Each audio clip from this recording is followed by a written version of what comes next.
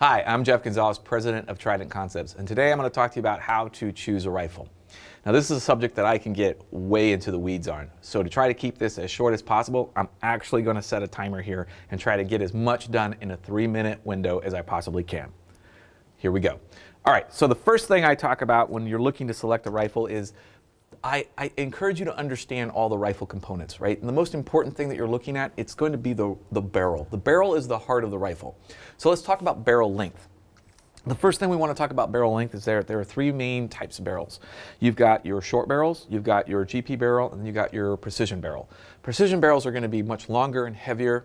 They're designed more for, obviously, precision distance work.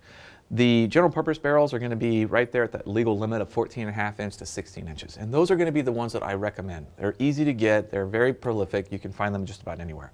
Short barrel rifles, mission specific, great gun, nice and light, maneuverable, but comes with the added complexity of going through the ATF process. All right, so find a barrel length that's going to work for you. The next thing that we talk about is the rifle twist. What am I looking for? There are three main rifle twists. There's the 1 in 7, 1 in 9, 1 in 11, or 1 in 12. And the key thing about those is that the faster the barrel twist, the more stability you're going to create within the projectile. So when I'm looking at a super light bullet, I need to go ahead and create enough centrifugal force to stabilize that bullet. So I'm going to be looking at the increased barrel twist. So in other words, the 1 in 12 means that it's going to stabilize it over a longer period of time. The 1 in 9 is ideally suited for kind of like your general purpose. So you can do the lightweight bullets, you can also do some of the heavier bullets. So that's kind of a nice flavor to it. But what I recommend is that you look at the 1 in 7. The 1 in 7 is going to be the best performing barrel twist for your most likely rounds that you're going to be looking at. So that's like your 55 grain all the way up to your 77 grain bullets. Anything outside of those parameters, and obviously you're going to be looking at some of those other barrel rifle twists. The next thing we talk about is the chamber. I recommend that you go with a 5.56 chamber.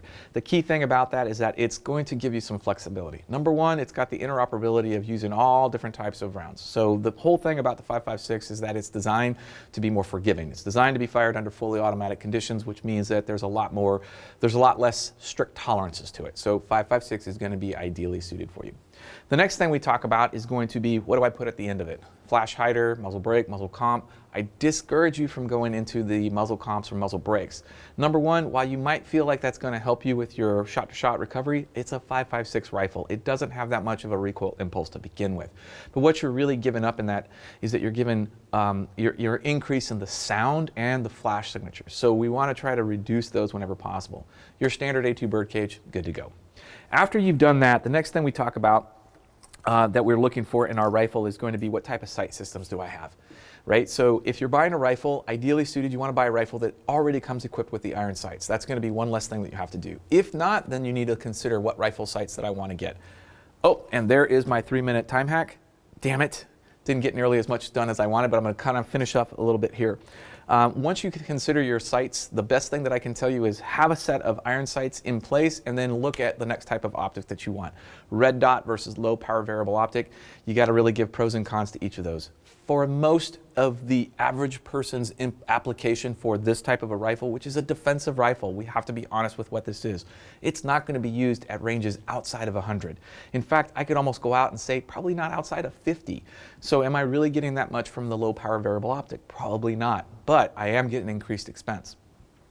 The last thing that we talk about is going to be what type of stock do you use? There's a lot of different stocks out there. I have my own personal preferences.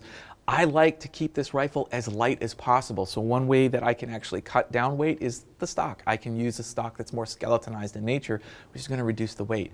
I give up a little bit of the accessories that might come with some of those extended stocks or those larger stocks, but at the same time, I'm really not needing them. So what does this all mean? Well, now when you're looking at manufacturers, brands, go with some of the folks that have been in the business the longest. That's going to be Colt, that's going to be FN. Those are the guys that have been producing these rifles for a very long time. After that, there's another tier of rifle manufacturers that do a great job. LMT has been around for a very long time as well. Then after that, you've got your niche manufacturers. These are manufacturers that produce some extremely good rifles. Those are going to be Noveskis, those are going to be your LaRues. And then what I like to consider to be kind of like your open market is going to be companies like Daniel Defense, Bravo Company. These are companies that actually produce some very solid products. The last thing that I will tell you when you're selecting your rifle is weight. Ideally suited, you want this rifle to be as light as you can get it. That means don't add things you don't need to, but you also want to consider starting with a rifle that's already pretty light to begin with. All right, I said that I was going to try to keep this at 3 minutes. Didn't really work. I did my best. Please put any of your comments down below. I'd be happy to entertain them. Until then, take care and stay safe.